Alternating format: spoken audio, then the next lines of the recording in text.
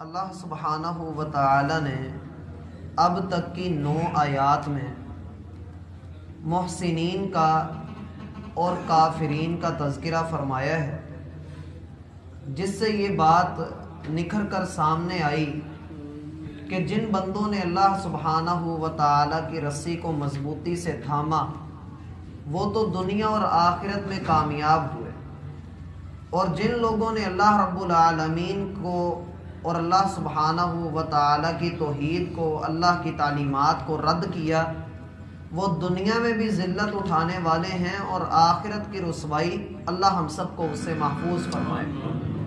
اللہ سبحانہ و تعالی اب توحید کے کچھ دلائل ہمارے سامنے رکھتے ہیں، جن میں سوال تو بعد میں ہے لیکن پہلے انسان کو تفکر کی دعوت دی ہے، اور تفکر کی دعوت بغیر کہے دی ہے۔ اچانک سے روئے سخن، اچانک سے کلام کا رخ اللہ سبحانہ و تعالی نے ان دلائل کی طرف اور نشانیوں کی طرف موڑ دیا ہے جو ہم دن رات میں 20 مرتبہ دیکھتے ہیں، اور اگر یہ کہا جائے کہ ہم ان نشانیوں کے بغیر زندہ رہ ہی نہیں سکتے تو یہ بات بھی غلط نہ ہوگی۔ اللہ سبحانہ و تعالی پہلی دلیل دیتے ہیں کہ جس اللہ کا تم انکار کرتے ہو، جس رب کا تم انکار کرتے ہو، جس رب کو رب نہیں مانتے، جس اللہ کی الوہیت کا انکار کرتے ہو، اگر تم غور و فکر کرو، اگر اپنے دل کی آنکھوں سے دیکھو تو ذرا آسمان پر نظر دوڑاؤ۔ تمہیں بڑا شوق ہے اونچی ہواؤں میں اڑنے کا، اوپر نظر رکھنے کا، تمہاری گردن میں جو سریا ہے اس کو ذرا اوپر کر کے دیکھو، ذرا آسمان کی طرف نگاہ دوڑاؤ۔ یہ آسمان کے بدلتے ہوئے رنگ بھی اور آسمان کی تخلیق بھی، خلق السماوات، یہ تیرے رب نے کی ہے۔ تیرے رب کے علاوہ کسی کے اندر اتنی ہمت اور طاقت نہیں کہ وہ اس طرح کا آسمان بنا سکے۔ خلق السماوات، اس نے ایک آسمان پیدا نہیں کیا، اس نے 7 آسمان پیدا کیے ہیں، اور ساتوں کے ساتوں بغیر عمد ترونہا، بغیر ستون، بغیر سہارے کے پیدا کیے ہیں۔ اگر تجھے کوئی پلر اور ستون نظر آتا ہے تو دکھا۔ بغیر عمد ترونہا، تیرے رب نے تیری چھتوں کو تیرے سامنے، تیری ساری کی ساری چیز کو مثال بنا کر تو نے پلر بھی لگائے، تو نے ستون بھی کھڑے کیے، تو نے مضبوط سے مضبوط میٹیریل استعمال کیا کہ تیری چھت گر نہ پڑے۔ تو ان میٹیریلز کا اور زمین کی مٹی کا محتاج ہوا، رب کسی کا محتاج نہیں۔ رب نے آسمان کو حکم دیا کہ کن، تو ہو جا، فیکون، وہ ہو گیا۔ وَلَهُ الْمُلْكُ يَوْمَ يُنفَخُ فِي الصُّورِ، اسی نے زمین و آسمان کو پیدا کیا ہے۔ لِلَّهِ مُلْكُ السَّمَاوَاتِ وَالْأَرْضِ وَمَا فِيهِنْ، زمین و آسمان میں جو کچھ بھی ہے، بادشاہی ہے تو اللہ کی ہے، قانون ہے تو اللہ کا ہے۔ اگر کسی کی قدرت ہے تو وہ اللہ کی قدرت ہے۔ اگر تم اللہ کے سوا کسی اور کے در پہ سر جھکاتے ہو، کسی اور کے پاس جا جا کر اپنی نیازیں دیتے چلے جاتے ہو، تو پھر اللہ کی تخلیق جیسی کوئی تخلیق ہے تو کر کے دکھاؤ۔ تیرا رب تجھے دلائل دے رہا ہے۔ خلق السماوات بغیر عمد ترونہا، بغیر دیکھے تجھے نظر بھی نہیں آتا۔ بڑی بڑی دنیا نے دوربینیں بھی ایجاد کی کہ کسی طریقے آسمان کے اوپر کوئی ایسی چیز ہم تلاش کر لیں جس کے سہارے یہ کھڑا ہے، لیکن آج تک دنیا تلاش نہیں کر سکی اور قیامت تک نہیں کر سکتی۔ قرآن کا دعویٰ ہے امن خلق السماوات، ذرا بتائیے تو صحیح کہ آسمان کا بنانے والا کون ہے، ذرا دیکھیے تو صحیح۔ انسان ساری زندگی زور لگاتا رہے، یہ ساری زندگی تعمیرات کے اوپر کاریگری کی مہارت دکھاتا رہے، لیکن ستون کے بغیر یہ چھت کھڑی نہیں کر سکتا، یہ ستون کے بغیر کچھ بنا نہیں سکتا۔ اس کے مکان تباہ و برباد ہو جائیں گے اگر اس کا ستون نکال دیا، اس کا پلر نکال دیا۔ اس رب کی تخلیق کے اوپر قربان جاؤ اور مان لو کہ اسی نے اپنی طاقت اور قوت کے ساتھ، اپنی قدرت کاملہ کے ساتھ، اس نے بغیر ستون کے تمہارے اوپر آسمان کو کھڑا کیا ہے۔ جس رب نے اللہ والسماء والسماء وما بناہا، یہ آسمان کی اونچائیاں اور اس اونچائی کے ساتھ اس کے بناؤ میں خوبی رکھنا، اور اس خوبی میں حسن ڈال کر کبھی اسی آسمان کے اوپر ہم رات کے وقت ستاروں کا ٹمٹمانا دیکھتے ہیں، کبھی شمس و قمر کی حرکات کو دیکھتے ہیں، کبھی اس کے اوپر بادل کی حرکتیں ہیں، کبھی ہواؤں کا آنا اور جانا ہے، کبھی اسی آسمان کو ہم کسی رنگ میں دیکھتے ہیں، کبھی یہ سرخ ہوتا ہے، کبھی یہ نیلا ہوتا ہے، کبھی یہ کالا ہوتا ہے، اور رب کے حکم کے مطابق یہ اپنے آسمان کے رنگ بدلتا رہتا ہے۔ خلق السماوات، یہ بنانے والا وہ ایک اکیلا ہے، اس نے کسی سے مدد طلب نہیں کی، اس نے کسی سے نہیں مانگا، اس نے کہا تو یہ ہو گیا۔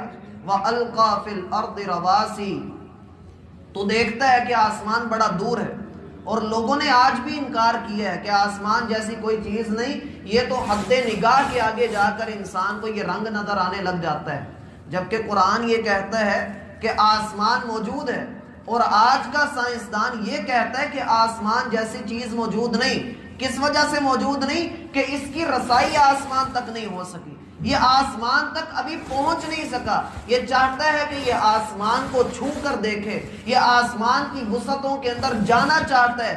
کیوں بار بار یہ خلائی چیزیں خلا کے اندر بھیجی جاتی ہیں، راکٹ بھیجے جاتے ہیں کہ کسی طریقے ہم دوسرے سیاروں کا کھوج لگا لیں، ہم چاند کے اوپر آبادی کرنے کے لیے کوئی ضروریات زندگی وہاں فراہم کر لیں۔ لوگ یہ کیوں کرتے ہیں؟ اس لیے کہ ہم کسی نہ کسی طریقے آسمان کو جب چھو لیں گے تو اس کا مطلب یہ ہے کہ ہم آسمان والوں پر بھی قابو پا لیں گے، لیکن یہ قیامت تک ہونے والا نہیں۔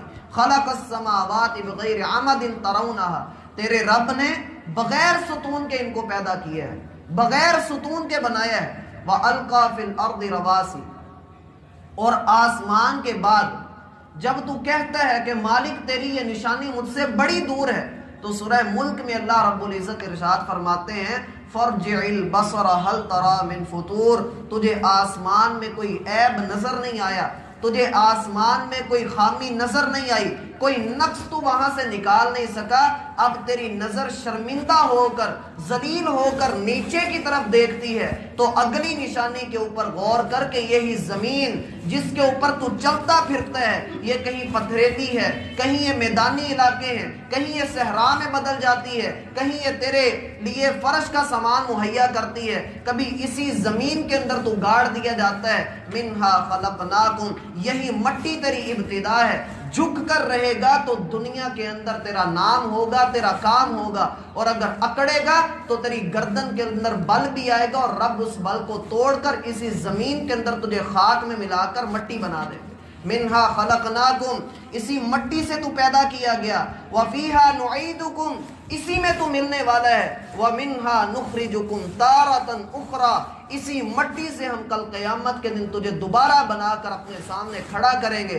پھر بتا تو بھاگ کر کہا جائے گا، جس دن انسان کہے گا این المفر، آج بھاگنے کی جگہ کدھر ہے؟ اللہ فرمائیں گے لا وزر، آج کہیں پر بھی کوئی جائے پناہ نہیں، تیرے رب نے اپنے سارے لشکروں کو لے کر آنا ہے۔ وَجَاءَ رَبُّكَ وَالْمَلَكُ صَفًّا صَفًّا، تیرا رب بھی آئے گا اور فرشتے بھی صف بستہ ہو کر وہاں کھڑے ہوں گے۔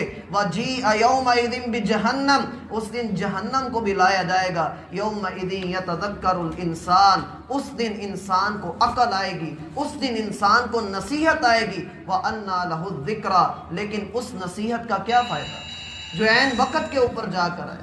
فرعون نے آخری وقت میں کلمہ پڑھا، فرعون نے آخری وقت میں اللہ سے توبہ کی، اللہ کی توحید کو جھٹلانے والا آج کلمے پڑھ رہا ہے، کیوں؟ اس لیے کہ اس کے اوپر وقت آ گیا۔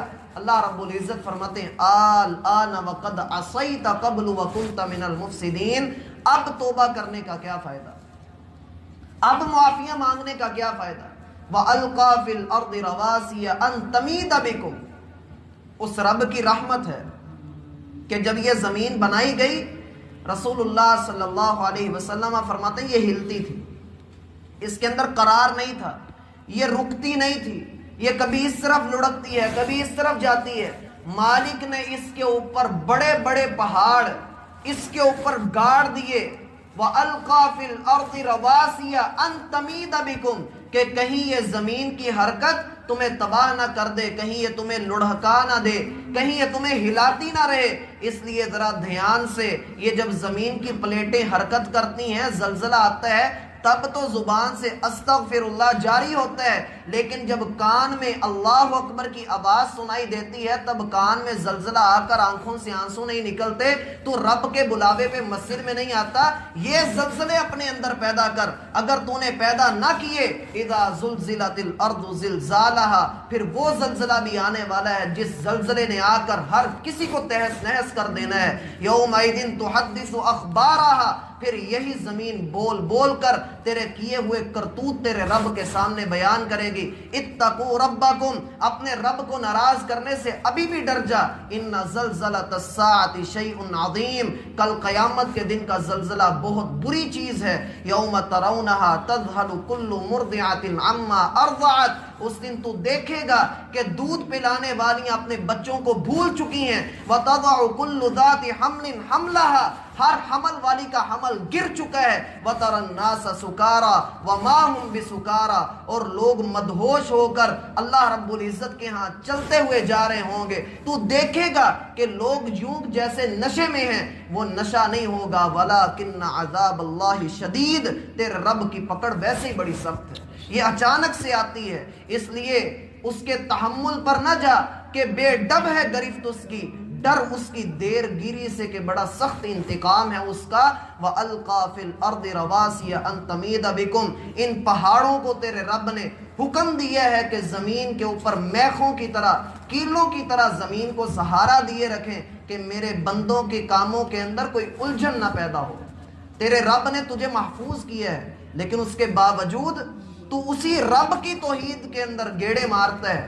وَبَثَّ فِيهَا مِن كُلِّ دَابَّةٍ، تیسری چیز کو دیکھو کہ اس نے یہ زمین بنا کر، یہ آسمان کھڑا کر کے، اس نے اس زمین کے اندر زندگی عطا کر دی، اس نے ہر چیز کو زندگی عطا کی۔ وَبَثَّ فِيهَا مِن كُلِّ دَابَّةٍ، پھر اس میں انسانوں کو، جانوروں کو، کتنی مخلوقات کو اس نے پیدا کیا۔ تو دیکھتا ہے وَاللَّهُ خَلَقَ كُلَّ دَابَّةٍ مِّن مَّاءٍ، اللہ نے ہر جاندار کو پانی سے پیدا کیا ہے، ہر جاندار کو اللہ نے پانی سے پیدا کیا ہے۔ فَمِنْهُمْ مَنْ يَمْشِي عَلَى بَطْنِهِ، ان میں سے کتنے ہیں جو پیٹ کے بل چلتے ہیں۔ وَمِنْهُمْ مَنْ يَمْشِي عَلَى رِجْلَيْنِ، کتنے ایسے ہیں جو دو قدموں پہ چلتے ہیں۔ وَمِنْهُمْ مَنْ يَمْشِي عَلَى أَرْبَعٍ، اور کتنے ایسے ہیں جو چار پر چلتے ہیں، اور کتنے ایسے ہیں کہ جن کے متعلق تو جانتا ہی نہیں۔ واللہ علی کل شیء قدیر، اللہ جو چاہے بنا دے، تو کون ہوتا ہے پوچھنے والا۔ وبث فیہا من کل دابہ، اس نے ہر ایک کو زندگی عطا کی۔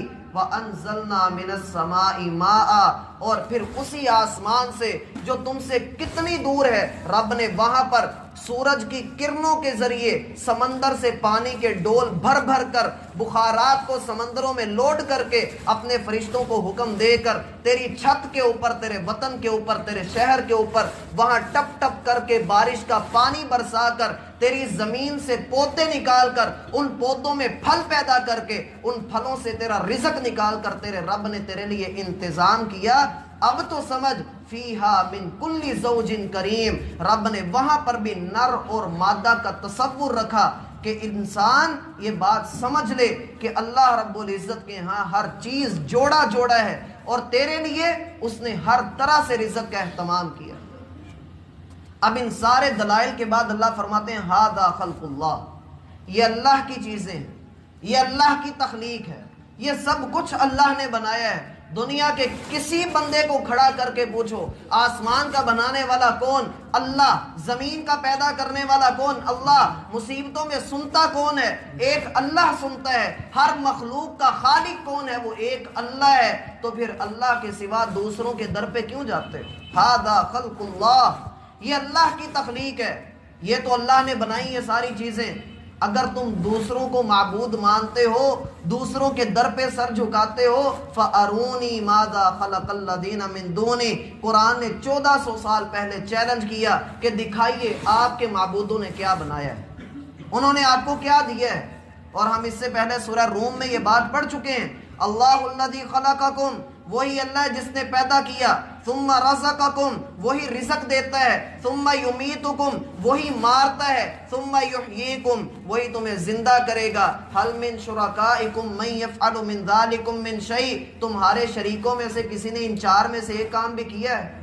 سبحانہ و تعالی عما یشرکون، وہ کر بھی نہیں سکتے اور تمہارا رب اس شرک سے بڑا پاک ہے۔ فَأَرُونِي مَاذَا خَلَقَ الَّذِينَ مِن دُونِي، اگر تیرے اندر ہمت ہے تو لے کر آ، دکھا تو صحیح۔ اللہ کی قسم کوئی نہیں دکھا سکا، نہ کوئی آسمان بنا سکا، نہ کوئی زمین کا ٹکڑا بنا سکا، نہ اس آسمان کے ایک ٹکڑے میں سے پانی پیدا کر سکا، نہ وہاں زمین سے کچھ اگا سکا۔ لوگ تڑپتے رہے اپنے رب کے لیے، لیکن لوگوں کو وہ رب نہ ملا جس رب نے ان کو کہا تھا کہ ھذا خلق اللہ، یہ اللہ کی تخلیق ہے۔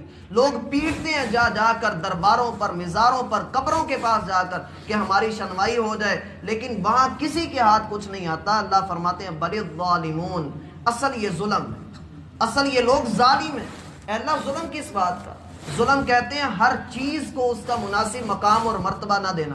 آپ اندھیرے میں ہیں، آپ نے قرآن کو اٹھا کر یا کسی بھی چیز کو اٹھا کر کہیں رکھنا چاہا، وہ نہ رکھی گئی تو آپ نے ظلم کیا، اس کو ظلم کہتے ہیں۔ اندھیروں میں رہنا، آنکھیں بند کر کے چلنا، یہ لوگ تو آنکھیں بند کر کے چل رہے ہیں۔ بل الظالمون، یہ آنکھیں کھولے تو صحیح۔